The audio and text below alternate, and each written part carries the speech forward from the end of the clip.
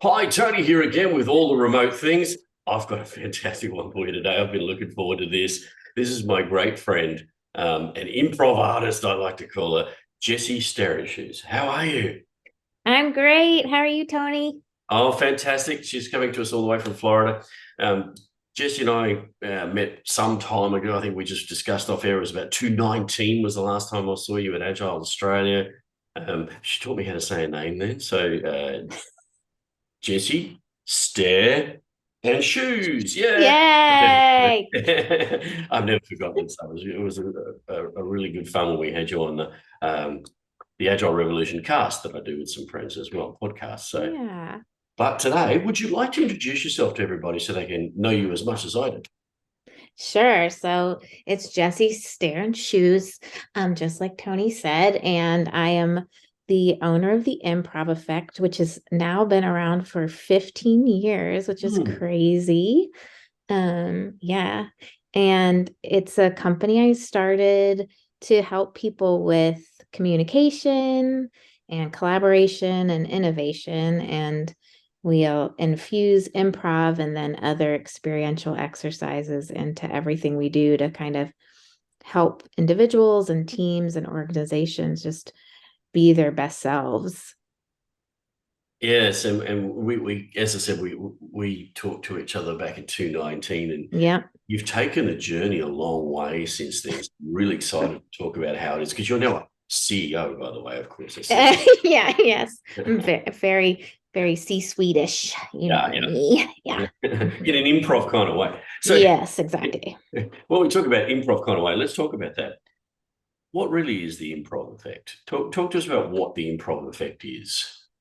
Yeah. So I think the idea that came to me was using this idea of applied improvisation, which is taking the skills of an improviser or the skills of being able to improvise. So what we do every day, like we converse every day without a script, right? And so improvisers, the typical ones you see on stage, they have a practice and they learn how to be better at reading the audience and listening and working as a team. And so I wanted to take those skills and philosophies of an improviser and see what effect it had on the world, right? On individuals, on teams, and on organizations. Because I felt like if people could use those practices, they could be better at the things they're expected to do anyway. And that's kind of how the improv effect sort of came about. And my background in improv, is something that sort of has been carried with me since I was maybe 10. So I started being introduced to improv as a child. So it's like everything I know, basically. Yeah, it's interesting. You and I have sort of a kindred background in that because obviously, and I have mentioned sometimes on this cast, but not greatly. I have a radio background, right? Hmm. And back when I first started in radio in the 80s, and I'll give my age, give my age away a little tad there.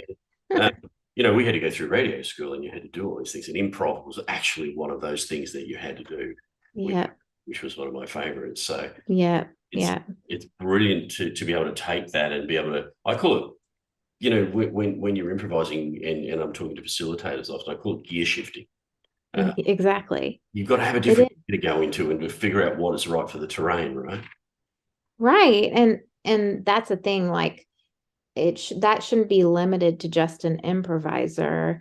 The idea that you should know how to react to a terrain is, something that everybody really is expected to do, but not many people get to actually be trained or practiced at it, even though the expectation is for them to know how to react to it. And yet here's a philosophy and a school of thought and people practicing it over here, so why not combine it with the business world and let them in on this little secret. And Yeah, that's kind of the idea. I think because the people who facilitate well or coach well or Hmm. do any of those modes well, right? Um, Hmm. we've all had it go wrong. The Hmm. difference, the difference between it going wrong and really going wrong is being Mhm. able to shift that gear in the background and going, Correct. being able to go, well, that's not working. Okay, so I've got to shift to that gear and I need those tools and we'll have a go at that and just improv on the end. And Exactly.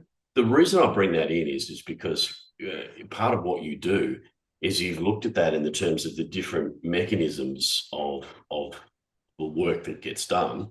And Hmm. so let me take, for example, right? So you do product and process ideations. Hmm. Talk to me about how you do that differently using the improv effect, because everybody offers these things, but it's what you do differently with the improv effect that I think people will really enjoy to hear.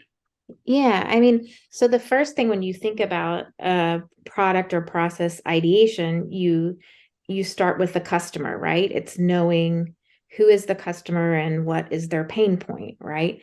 Well, an improviser starts with the audience, right? What does the audience want? And they're shouting out their needs, right? So it's the same exact concept that an audience and an actors on stage, and they're listening for what those pain points are. What do they want you to do? Same thing in a product ideation. Like, let's go out to the crowds and find out what a need is. What are those needs? Ask questions, learn how to ask good questions, and then listen and bring those ideas back. So take those exercises, those listening exercises, those questioning exercises that you get again out of improv, bring back the feedback that you get and use those in figuring out like what those needs were. Then once you figure out what those needs were, then there's, okay, now we need a brainstorm. Now there's the creativity piece. Well, great. There's a great solution for creativity. There's the yes and when we're collaborating and we're playing off everybody's perspectives and bouncing ideas off one another. So perfect. So that goes well too, right? So you're learning how to work together as a team. You're learning how to like layer one sort of idea at a time. So that goes really nicely into that piece of product ideation. And then as you kind of narrow down the ideas and you want to play that idea out and you've picked your one idea, well, lo and behold, if you can't speak to your idea, then the idea just lays on the floor, right? So you have to be able to pitch your idea, right? Um, and so guess what? You can be good at presentation skills as well. So Yeah. there you go, right? So again, teaching people about self-awareness, how do they come across, body language, nonverbal cues, all those things also important for this whole idea. So all of those pieces kind of weave perfectly into applied improvisation. Because I think So one of the great skills of people who do improv well, and I'm always marvel at them. Like I love it, but I'm not saying that I'm a genius at it. But what what I love is it's always the analogy I use. It's an old analogy, but it's the duck on the top of the water, right? Just mm-hmm, like I said, it looks mm-hmm, like just you mm-hmm, underneath the feet. And mm-hmm. that's the Yep. brain effect. And in your presenting skills, I can see that you cover that kind of stuff. But you also Mm-hmm. touch into other things as well, right? So you talk about your presenting skills and the brainstorming stuff, but then you also talk about that communication and team building and using Mm-hmm. team building. Talk to me about Mm-hmm. that little one, that one a little bit, because I think that's a really interesting thing for people. Yeah, I think, especially the team building and communication, that's super important when it comes to agile teams or any team at all. Um, Creating a place or holding space for people to feel heard, for people to belong. This is what honestly attracted me to improv at a really young age.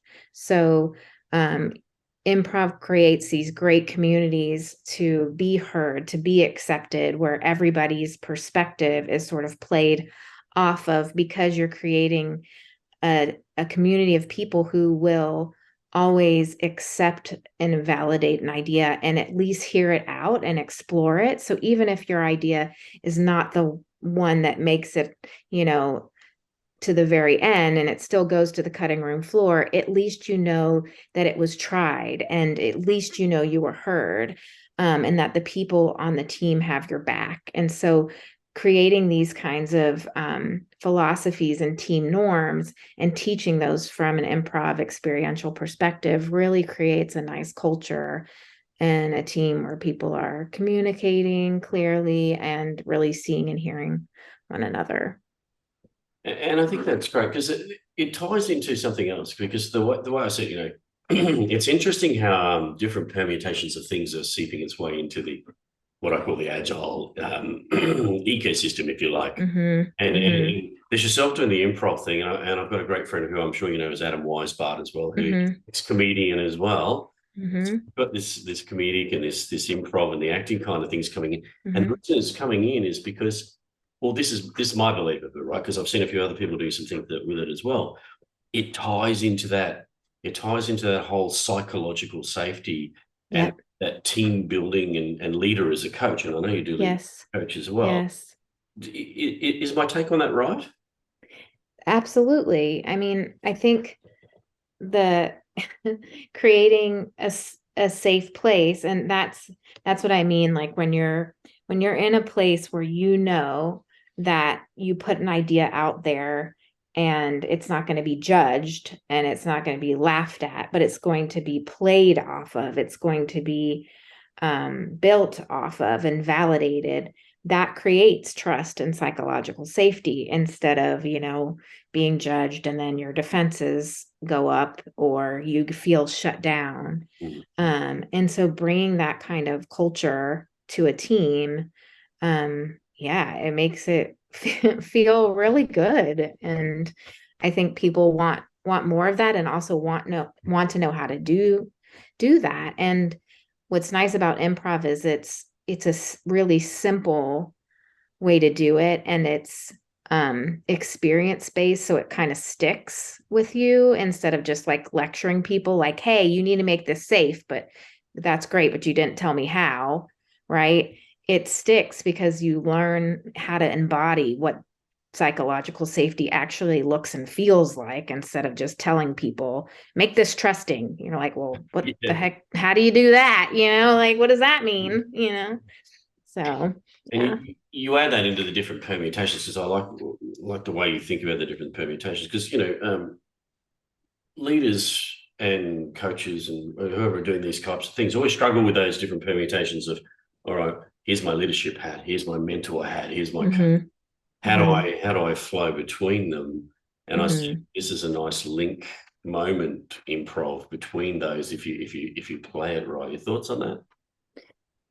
Totally. I think it is the perfect moment. In fact, you made me think of this exercise we do where we actually make people they it's going to sound ridiculous, but they reenact the story of Little Red Riding Hood. Yeah. And yeah, and um they do it in 3 acts, but in the first act they practice being a mentor. And so they Little Red Riding Hood runs into her mentor as she's going through the story, and how would the mentor Little Red Riding Hood? And then in chapter 2, she runs into the wolf, and then how would she receive feedback, right? And then in the last scene where she gets to grandma's house, how would she be coached? So they learn in these 3 scenarios what are those different hats? What does it feel like to take one off and wear the other one? What are the differences between like asking good questions versus telling from your own personal experience versus just offering feedback to fit a mold of something, of a bunch of expectations? But we do it through kind of a well-known fairy tale, and then we put them in a real situation that they're really working on, so they can kind of distinguish the differences, if you will. But again, it's experience based and just kind of playful, like what would this be like if you had to be in this scene, and it works out pretty well. I think after they finish those 3 scenes, they get the differences. That's brilliant. I'd be the big bad wolf, you know that. Yeah, you're like, rah, I got some feedback for you. Yeah, I'll give it. back. Yeah. It's been, I'm Bruce Shire. It's been 12 days since my last business analyst. Anyway. All right, let's move on. One of the things I like, so most of the things I've talked to you about, a lot of organizations do, but you do Mhm. it in a different way, which is why I wanted to talk about it and how improv changes it. But you do something else that a lot of people don't do. And you're using improv to talk about how you do onboarding and professional development. And I think Mhm. that's an interesting thing because let's face it, many organizations don't do that well, and a lot of us don't like doing that stuff as well, right? Mhm. I was a leader once, and that's probably one of the parts of the world that I really didn't enjoy. Talk Mhm. about how you use it Yeah. to free that up. Yeah. I think um what we were hearing is that, when people were coming into a company, they were kind of getting thrown to the wolves, just like Little Red Riding Hood. And they felt, like they weren't sure where things were or who to talk to or what was the culture. And yeah, and just like trying to fit in and figure things out. And it just didn't make for a good like introduction into the company, even though they were promised something very different and so kind of peeling back those layers, um, developing, really with each company, developing what a different onboarding would look based on their company core values. So usually we start with that, like, what are your values? What do you care about? And then how can we create exercises, whether they're asynchronous or they are one-on-one, um, or they are team exercises, that really speak to who you are as a company, who you are as a team, so that right off the bat, they kind of feel what it is to work in your company, and get to know. So just like gamifying those things from the very beginning. And then, like, I mean, it could be anything from, uncovering, their best ways of working but with a game, to like interesting check-ins, to just even things, just gamifying the way they sort of work through answering questions and things like that. So it's not just a bunch of like documentation and yeah, and then here you go, so they could like start the beginning of answering something and then their teammate could end answering it. So they're like co-collaborating on something that like speaks to the values. And so what they don't realize they're doing is they're already starting to yes and collaborate, but it starts from the very beginning, like their first day or something like that. So Instead yeah. of death by PowerPoint, death by internet. Exactly. I always Exactly. remember doing as a consultant doing a Yeah. morning that took me 3 days. It was 3 days. And I was like, Uh, okay. And at the end of it, I thought, well, yeah, I've done it and I've done what you needed me to do, and I can do what you need me to do now. But gee, you just paid me for 3 days. yeah. And could Yeah. we not do that in a better way? Yeah. Come on. Come on. Yeah. Yeah. And the other thing was that, talk about suck the life out of you. Yeah. It's my will to live. So Yeah. You don't want that. yeah, look, I want to just change the direction just a tad, because you said something in there that I really wanted to focus on a little bit. You talked about async in there. Hmm. I know with your business model, a lot of this or as we call BC, before COVID, uh, Hmm. was predicated on in-person workshops and in-person work. Hmm. Yes. Obviously, like everybody else, you've had to pivot. But I think that's an interesting business change for a particular kind of mechanism that yourself uses. Talk to me about that journey and how you've had to change that, Jess. I think everybody would be interested. Yeah. So when COVID hit here, which was like March 2020 or April, around then, although in Florida, some people still don't think it ever hit, but we won't go there. We have them as well. But Yeah. let us continue. Yes, let us La la continue. la. La la la la la. Um, but but when it hit here, when it Actually, I hit wish here, I know we're improv, but I wish I don't mind that they were, but I wish they yeah, were mad as well. Yes. yes, exactly. Exactly. Same. So when it hit here, you know, it was really hard to figure out like what is going to happen to my business.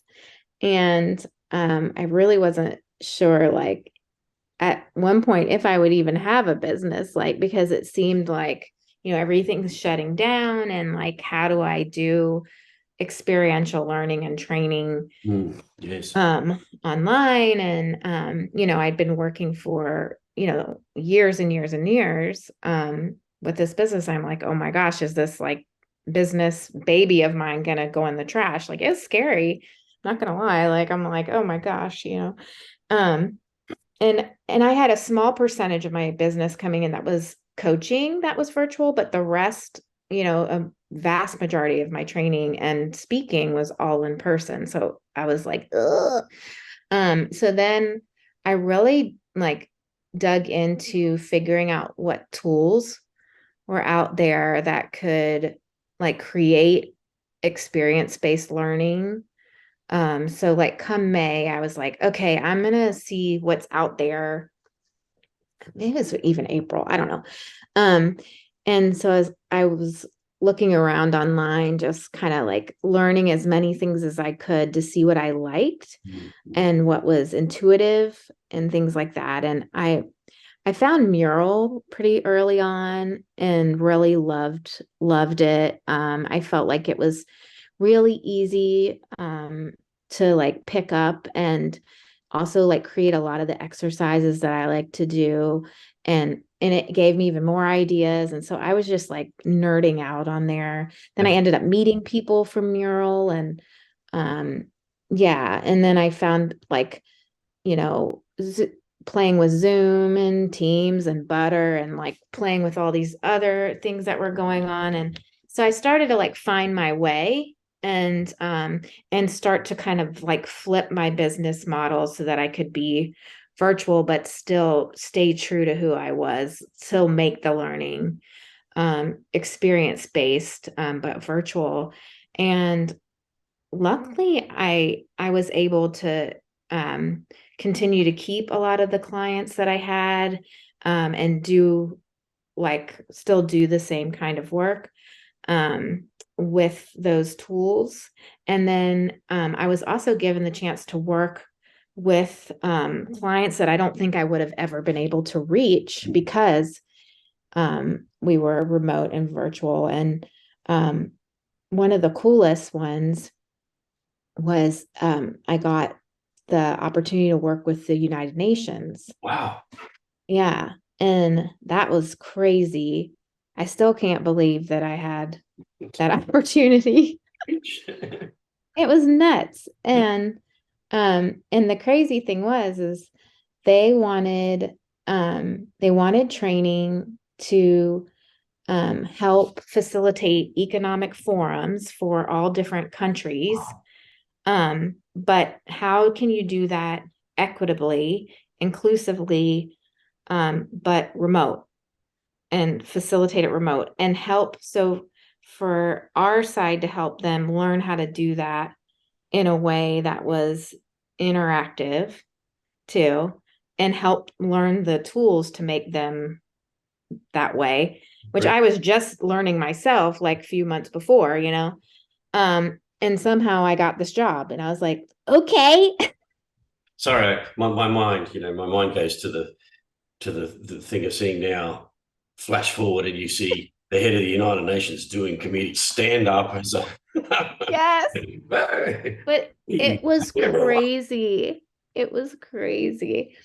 Um, and so at one point, they wanted, this was like early with Zoom as it's like, you know, like they're learning how to use all, they wanted to learn how to use all the tools and then facilitate well and learn techniques on how to engage everybody. But they also just wanted to learn how to use all the tools. So at one point I had them like all these people playing hide and go seek for real on Zoom to learn how to go from breakout room to breakout room. Oh That yeah, was how I taught them.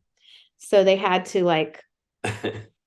so I taught them how you go from breakout room to breakout room. They had to find me and I would keep moving from one room to another. And that was how they learned how to go like maneuver as a facilitator from one room to another. And they had to keep trying to find me in different rooms because I made like 25 or 30 rooms and I would just keep hiding in different rooms and they'd have to find me. But that was how they learned to use that function at the time. Um, and so like everything we did was super playful. They were so up for it. And then we created the like whole framework for their forums, their economic forums. So, but it's like stuff like that that came up was so crazy that I was like, how in the world am I getting to do this incredible thing, you know? Yeah. It's Yeah. interesting. It was a lightning rod, wasn't it? So, like we'd always, Yeah. and we, it's a well-trod path now that we all used to do these things, but not like this. And now, so let me do the fast forward. Right, we're moving into 2023 now. Wow, I had to pause for a moment. 2023 already. I And know it's yeah, nuts. where'd that go? So we're moving into 2023. What does that mean for you now, right? So remote's not going away, but you've got a mix of remote and hybrid. That Mm-hmm. must be quite challenging to think about how to Mm-hmm. deal with people in presence and in screen. It is. Thoughts on how you're going to move forward with that? Yeah, I've been thinking a lot about it. I mean, I think you know, I want to have at least the majority, I think, for next year of my work be remote if I can, because I've really enjoyed um the movement and push towards that work that I've created, which is so crazy because, back in BC times, I would have never even believed this would have come out of my mouth. Yeah, It's just unbelievable the change that I've been through with these constraints and things. But it's allowed me to think differently and do things differently. So I would like to continue to do things that way if I can, and then pick and choose when I want to do things in person. And because that allows me to be home more with my family, um, and just not be on the road all the time like I was, which was just really mentally exhausting. And it didn't really hit me how exhausting that was until I was forced to be away from it. And I was like, whoa, that's not good. That's not good, you know? yeah. Um, I'm the yeah, same. It's well known on the cast, and yourself know that I live on an island, and it would take yeah, an hour and a half to get to work, and then an hour and a half. There's 3 days, 3 hours out of my day. yeah, You do that 5 days a week, and at the end, you're just exhausted. And yeah, yeah, I'll never go back to doing what I was doing. Obviously, I work with remote AF, and we work with organisations across the world, so it's opened up yeah, those doors for us as well. So you can see that yeah. change. So I was interested in which way you were going to go with that, and of course, async plays a lot into that now as well, right? Yes. Yes. And that's the thing. Like I've created all these ways of doing things differently that have proven to work. And yes, there is something very special about being in person that there's no doubt in my mind that has a different effect in different ways. But I think now, having tested hybrid and in person and virtual, async, all different things, I think there are certain things that are really great and special for that particular time and moment, or community building and things like that. But I also think there is plenty, plenty, plenty you can do, and you can do experientially with improv or any other like whole body, whole mind, whole learning modality. And you can do that remotely really, really well, and the learning sticks. And so that's what I mean by like being more choosy about what are those things, and make sure that when I do them in person, they're in the most impactful ways. And those are the most meaningful times that I chose to do them. Yeah. And I'm getting more clear on like what are those things that make the most sense to do them in person versus the other things that can be just as impactful, if that makes sense. Yeah, no, it does. It does. And there's a lot of Yeah. organizations. So you sort of, because you have that gamut at the moment, you've got a lot of organizations. There are a lot of organizations, people don't realize, who have embraced the full remote thing. So I think Yes. you're going to need this help, right? And that's part of what Yes. we do as well. So it's an Yes. important. And Yes. you have the hybrid, people trying to work out this hybrid, Yes. right? And I think, again, there's that piece in there. And then, of course, you got your physical. Some people will go back to physical.